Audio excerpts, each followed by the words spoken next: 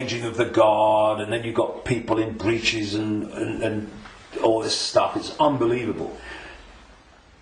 But it's not pomp and ceremony. It is ritual, repeating ritual. So if, I'm saying, and I've said for years and years and years, I've been saying it this week, as this is unfolded, that the British royal family, and the royal families of Europe too, but the British royal family is an expression of this hybrid bloodline which represents these other dimensional forces within human society. And I've described how these other dimensional forces operate, their mentality, how they structured. And you look at the British royal family alone, and it's absolutely a mirror of the very traits that the Gnostics, etc., have spoken of in terms of this archonic other dimensional force. So, it's very challenging, obviously, for people that have not researched this and not been through the experiences that I've been through in terms of things that I've seen and things that I've experienced and things that I've read and researched. And also because from cradle to grave we are given a certain version of reality. Boom! Education system, peer pressure, media, all the way through, to actually go and encompass the possibility of what I'm saying. But it's like Gandhi said, even if you're in a minority of one, and I'm not anymore, far from it, but even if you're in a minority of one, the truth is still the truth. And it doesn't become an untruth because people can't find the capacity to see it's possible. It's just, people say, that's impossible, that can't be done, that's crazy. But what are they doing? They're just looking at something from a certain point of observation. And if their point of observation has been just to take in the programming that's imposed upon us from the first moment we become conscious in this reality, then they'll see it in a certain way and they'll say, that's crazy. But if you spend 22 years researching it, you're looking at it from a completely different point of observation, and to you, it's blatantly bloody obvious. And it's bringing those two points of view together that's the challenge, because what is happening in the world and what's behind what is happening in the world is so massively different, fundamentally almost indescribably different to what we're told is happening, that's the chasm that is probably more than anything else the greatest defence vehicle that this conspiracy has. It is so extraordinary that people think it's not possible, and anyone that talks about it must be crazy. But it is changing. All right. On the other hand, I just wanted to ask that people waking up and people are coming to your lectures now to the thousands, and you have full halls, and you want to do a big event in the Wembley arena with probably thousands of people. So it's important, if you know all these things, that they're pretty frightening, that we are being manipulated for thousands of years.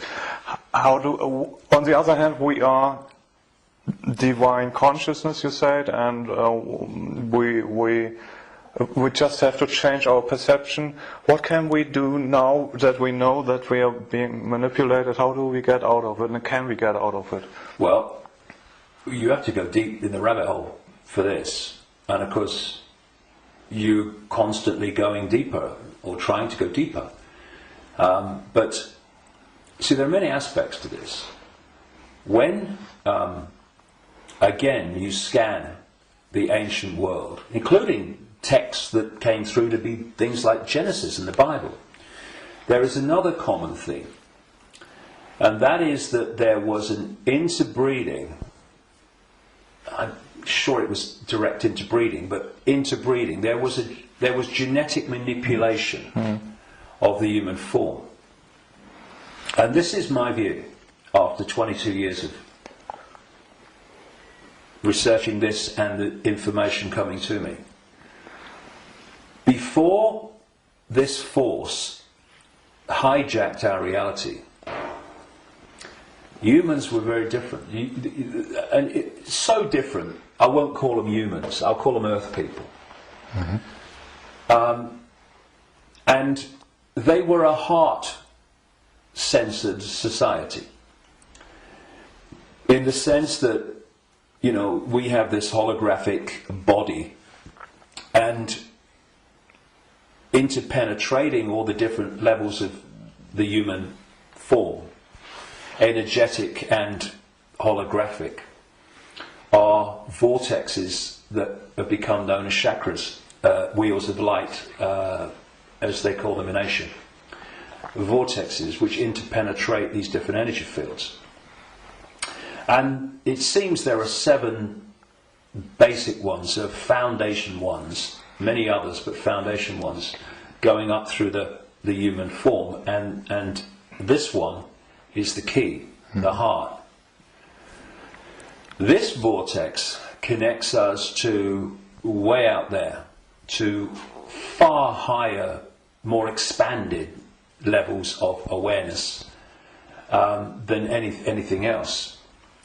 And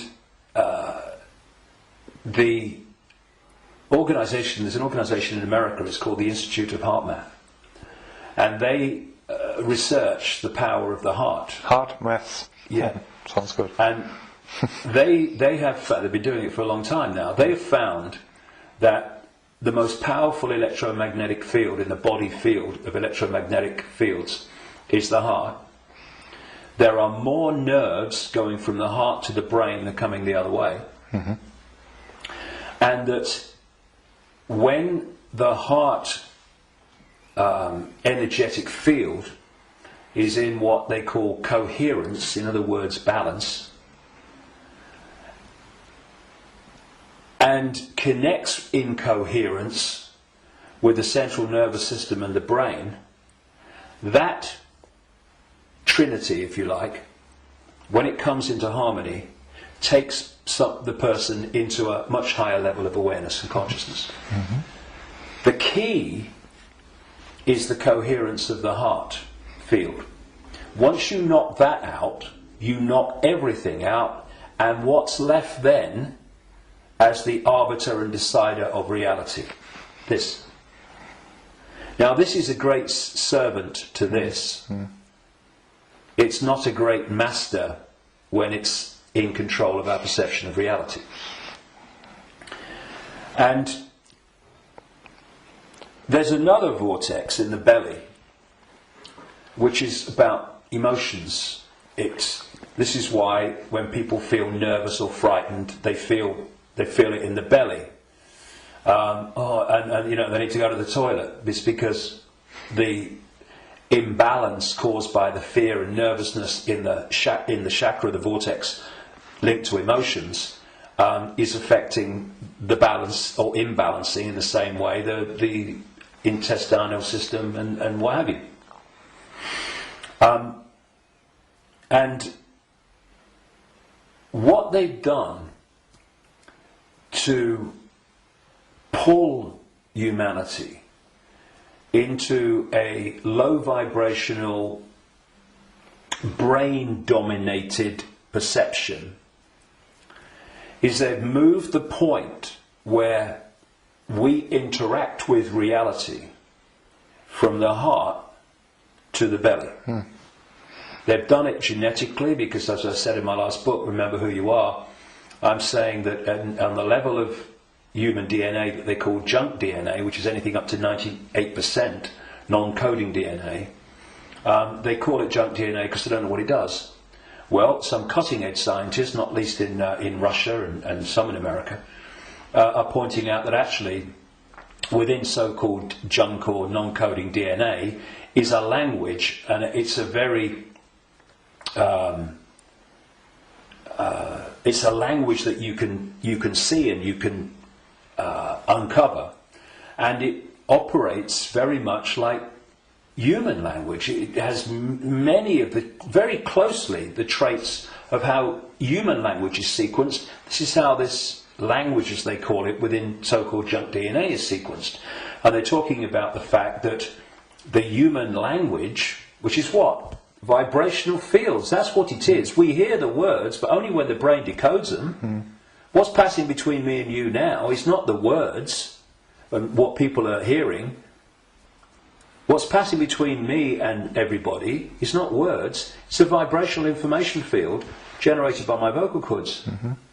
People are only hearing the words when they decode that information. So everything is vibrational waveform at its base, even language. DNA is waveform, like the body is waveform in its base state.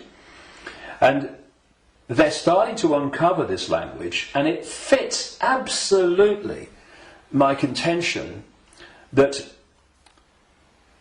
part of this genetic manipulation was to put into junk DNA what I call biological software programs, and they are basically perception programs. So if you put a disk into a computer and the computer starts to read it, on the screen the computer's symbolic perception is read from the disk. Well, what if we had biological software programs running through from junk DNA, this language they're finding, and we were reading them into a perception of reality?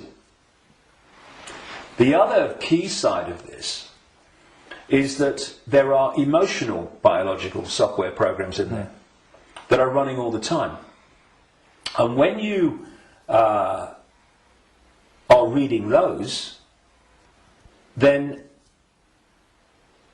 you are in the belly, because they're low vibrational software programs in terms of emotions, because they're all about fear and all the subdivisions of fear, like anxiety and frustration and depression and guilt, all these expressions, different expressions of fear.